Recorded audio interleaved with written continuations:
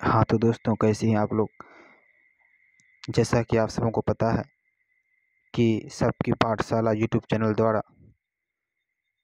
CTET की तैयारी करवाई जा रही है और इसी सिलसिले का ये एक दूसरा लेक्चर है। हम लोग पहले लेक्चर में सीटेट का जो सिलेबस है उसको डिस्कस किए थे। आने वाले वीडियोज़ में इस सिलेबस को और भी आसान करके बेहतर ढंग से आपको समझाया जाएगा, क्योंकि सिलेबस जानना बहुत ज़रूरी है। हम लोग इस लेक्चर को आगे बढ़ाते हुए गणित के प्रश्नों पर चर्चा करते हैं।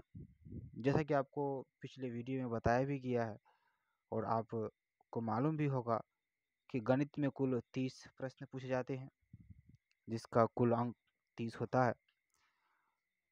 सीटेट में जो गणित से सवाल आते हैं, चाहे वो पेपर 1 का हो चाहे पेपर 2 का हो, कहाँ कहाँ से सवाल आते हैं, कंटेंट क्या है, पहले उसको हम लोग देख लेते हैं।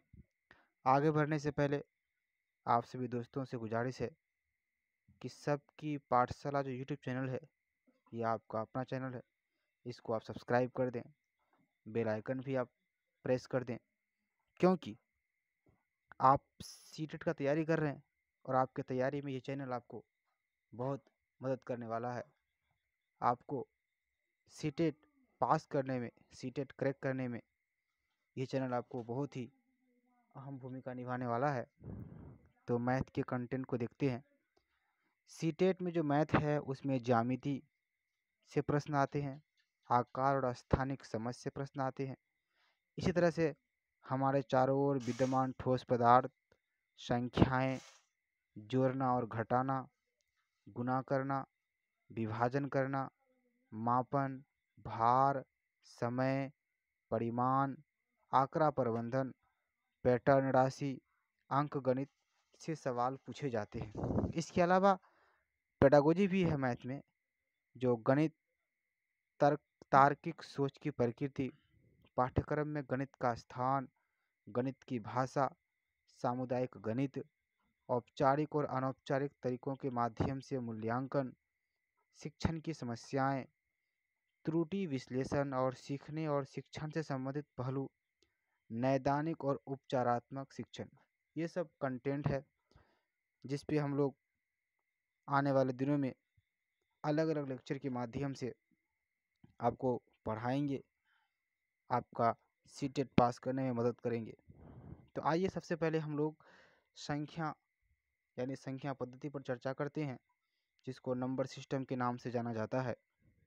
संख्या पद्धति के अंतर्गत हम लोग को संख्याओं के प्रकार, प्राकृतिक संख्या, पूर्ण संख्या, पूर्णांक, परिमेय संख्या, अपरिमेय संख्या, सम संख्या, विषम संख्या, अभाज्य संख्या, सहअभाज्य संख्या के बारे में पढ़ना है। इसके साथ ही आरोही और अवरोही क्रम पर भी हम लोग चर्चा करेंगे। संख्या का जातीय मान एवं स्थानीय मान, इसको भी देखेंगे। दिए गए अंकों से सबसे बड़ी व सबसे छोटी संख्या बनाना भी सीखेंगे। दशमलव संख्या का स्थानीय मान कैसे ज्ञात किया जाएगा, इस पर भी चर्चा होगा। विभाजितता का क्या नियम है, कोई संख्या 2 से विभाजित होगा, इसका नियम क्या है। कोई संख्या 3 से विभाजित होगा, इसका नियम क्या है, इस पर हम लोग चर्चा करेंगे। घात वाली संख्या का इकाई अंक ज्ञात कैसे करना है, इसको भी देखना है। गुणा के प्रश्नों में इकाई का अंक कैसे निकाला जाएगा, इन सब के ऊपर अलग अलग लेक्चर्स में आपको समझाया जाएगा, आपको बताया जाएगा। तो चलिए हम लोग सबसे पहले संख्याओं के प्रकार को देखते हैं, जिसमें से पहला है प्राकृतिक संख्या। प्राकृतिक संख्या, गिनती के सभी संख्याओं को प्राकृतिक संख्या कहा जाता है। यानी किसी भी चीज़ को आप गिनती करते हैं तो गिनती करने के लिए आप जिन जिन संख्याओं का इस्तेमाल करते हैं वो आपका प्राकृतिक संख्या है। तो गिनती का संख्या 1 2 3 4 इस तरह से आपका आगे बढ़ते जाएगा, ये गिनती का संख्या होगा। गिनती के संख्या में आप शून्य शामिल कर दें, शून्य बढ़ा दें, तो उसी संख्याओं के समूह को पूर्ण संख्या कहा जाता है। 0 1 2 3 4 ये सभी क्या है, पूर्ण संख्या है। प्राकृतिक जो संख्या है जिसको हम लोग गिनती का संख्या कहते हैं, तो ये शुरू होता है 1 से, इसलिए सबसे छोटी प्राकृत संख्या जो है वो 1 है। और प्राकृत संख्या में शून्य शामिल कर दें तो बन जाता है पूर्ण संख्या। तो इसलिए सबसे छोटी जो पूर्ण संख्या होगा वो बन जाएगा शून्य। अब इसके बाद हम लोग पूर्णांक पर चर्चा कर लेते हैं। पूर्णांक जो है पूर्ण संख्या और ऋणात्मक पूर्णांक को सम्मिलित रूप से पूर्णांक कहा जाता है। यानी जो पूर्ण संख्या है 0, 1, 2, 3, 4, 5 और जो ऋणात्मक पूर्णांक है -1, -2, -3, -4, इन सभी को सम्मिलित रूप से पूर्णांक कहा जाता है। और कुछ बातें देख ले प्राकृतिक संख्या, पूर्ण संख्या और पूर्णांक के संबंध में। जितना भी प्राकृतिक संख्या है वो सभी का सभी पूर्णांक है, और जितना भी पूर्ण संख्या है वो सभी का सभी पूर्णांक है। पूर्णांक दो प्रकार के होते हैं, धनात्मक पूर्णांक 1, 2, 3, 4, 5। धनात्मक पूर्णांक में संख्या से पहले प्लस का निशान, धन का निशान नहीं लिखा जाता है। और दूसरा है ऋणात्मक पूर्णांक, जैसे -1, -2, -3। ऋणात्मक पूर्णांक में संख्या को लिखने से पहले ऋणात्मकता का चिन्ह, ऋण चिन्ह यानी नेगेटिव चिन्ह लिखा जाता है।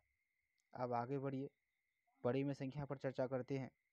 तो आप लोग जब वीडियो को देखिएगा तो ज़रूर कमेंट कीजिएगा कि पढ़ाने का जो तरीका है वो कैसा है, या इसमें कुछ आपको कुछ सुझाव हो तो आपका सुझाव देखा जाएगा।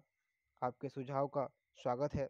आप सुझाव दीजिए कि बेहतर से बेहतर वीडियो कैसे बनाया जाए, ताकि सभी बच्चों को, जितना अभी सीटेट का अभ्यर्थी है, सबको इससे लाभ मिले। तो परिमेय संख्या जो संख्या p/q के रूप में लिखा जाए, यानी जो संख्या हो आप बटे के रूप में लिख लेते हैं, भिन्न के रूप में लिख लें।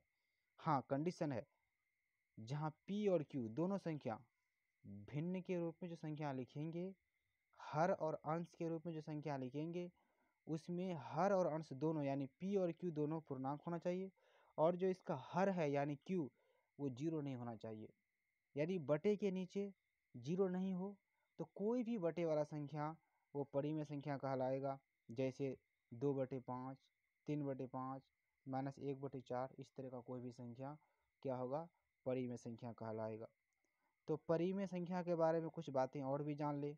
जितना भी प्राकृत संख्या है यानी गिनती का संख्या 1, 2, 3, 4, 5, ये सभी का सभी परिमेय संख्या है। क्योंकि गिनती के संख्या को आप बटे के रूप में लिख सकते हैं। जैसे 2 है, आप 2 को लिख सकते हैं 4/2, आप 2 को लिख सकते हैं 6/3, आप 5 को लिख सकते हैं 10/2, आप 5 को लिख सकते हैं 15/3। तो इस तरह जो गिनती का संख्या है उसको आप बटे के रूप में लिख सकते हैं। और जैसे ही आप बटे के रूप में लिख दिए और बटे में जो अंश और हर है यानी p और q है, दोनों अगर पूर्णांक हो गया तो वो परिमेय संख्या कहलाएगा। तो जितना भी प्राकृतिक संख्या है वो सब परिमेय है, और जितना भी पूर्ण संख्या है वो सब भी परिमेय है। जितना पूर्णांक संख्या है सारा पूर्णांक परिमेय है। जो भिन्नात्मक संख्या है, जो भिन्न के रूप में लिखा जाएगा, वो भी परिमेय संख्या है। अब हम लोग आगे बढ़ते हैं अपरिमेय संख्या की ओर। अपरिमेय संख्या, जो संख्या परिमेय नहीं हो उसे अपरिमेय संख्या कहा जाता है। यानी कोई भी संख्या जो रूट के अंदर हो और रूट से बाहर ना आए, रूट से आप उसको वर्गमूल करके रूट से बाहर निकालना चाहे और वो रूट से बाहर ना निकले तो वो आपका अपरिमेय संख्या है। जैसे √2, आप इसका वर्गमूल कीजिएगा तो ये आपका कोई पूर्ण संख्या नहीं मिलेगा आपको। √5 वर्गमूल कीजिएगा इसका, कोई पूर्ण संख्या नहीं निकलेगा। √2/5 इसका वर्गमूल कीजिएगा, कोई पूर्ण संख्या नहीं मिलेगा। तो जिस संख्या में रूट हो और फिर आप रूट से उसको बाहर निकालें और एक पूर्ण संख्या आपको नहीं मिले, एक पूर्णांक नहीं मिले, तो आप समझ जाइए कि वो अपरिमेय संख्या है। इसके बाद हम लोग आगे बढ़ते हैं। एक चीज़ और देख लें यहाँ पर, परिमेय संख्या का जो कलेक्शन है, सेट है, और अपरिमेय संख्या का जो सेट है, दोनों को एक साथ मिलाकर के वास्तविक संख्या कहा जाता है। और वास्तविक संख्या को संख्या रेखा पर निरूपित भी किया जाता है। आगे बढ़ते हैं हम लोग। दोस्तों, वीडियो को ज़्यादा से ज़्यादा आप लाइक कर दें, शेयर कर दें, ताकि अधिक से अधिक विद्यार्थियों को जो सीटेट का तैयारी कर रहा है उसे इसका लाभ मिले। ठीक है, और मेरा जो मेहनत है वो सफल हो सके। तो सम संख्या पर हम लोग चर्चा करते हैं। सम संख्या जो संख्या 2 से विभाज्य हो, यानी जिस संख्या को 2 से अगर भाग दिया जाए वो संख्या पूरा पूरा अगर 2 से कट जाता है, उसमें पूरा पूरा 2 से भाग लग जाता है, तो उसको सम संख्या बोलते हैं। जैसे 12, 46, 1234। इस संख्या को अगर हम 2 से भाग देंगे तो ये पूरा पूरा विभाजित हो जाएगा, 2 से पूरा पूरा कट जाएगा, यानी जो शेषफल है वो शून्य बचेगा, तो ये सम संख्या हो गया। अब एक चीज़ और देख लीजिए, कोई भी संख्या आपको दिया रहे उसको भाग देने का ज़रूरत नहीं है कि भाग देंगे। अगर कोई बड़ा संख्या दिया रहेगा लाख में, करोड़ में, फिर आप उसको 2 से भाग दे के तब आप पता कीजिएगा ये सम है या नहीं है। नहीं, उसको पहचानने का तरीका है, कोई भी संख्या हो, चाहे छोटा हो चाहे बड़ा हो, उसकी आप इकाई अंक को देखिए। इकाई अंक में 2 होगा तो सम संख्या हो जाएगा, या 2 नहीं है 4 है तो सम संख्या हो जाएगा, 4 नहीं है या 6 है तो सम संख्या हो जाएगा। इसी तरह से 6 नहीं है तो 8 है, 8 नहीं है तो 0 है, यानी 2, 4, 6, 8 और 0 इनमें से कोई भी एक संख्या अगर इकाई अंक में होगा किसी भी संख्या का, तो वो सम संख्या कहलाएगा। विषम संख्या जस्ट इसका उल्टा है। जिस संख्या को आप 2 से भाग देंगे, 2 से विभाजित करेंगे और वो पूरा पूरा भाग ना लगे, विभाजित ना हो, यानी शेषफल 0 ना बचे, तो वो विषम संख्या है। और विषम संख्या का पहचान क्या है? किसी भी संख्या के इकाई अंक में, इकाई स्थान में 1 हो या 3 हो या 5 हो या 7 हो या 9 हो, तो वो विषम संख्या हो जाएगा। आगे बढ़ते हैं। इसके बाद अभाज्य संख्या है। अभाज्य संख्या क्या है? 1 यानी संख्या 1 और स्वयं यानी खुद वो संख्या जो दिया है, इसके अलावा किसी और से विभाजित ना हो तो उसे अभाज्य संख्या कहा जाता है। जैसे 13, 13 को आप देखिए 1 से भाग दीजिएगा 13 पूरा पूरा विभाजित, 13 को खुद 13 से भाग दीजिएगा पूरा पूरा विभाजित है।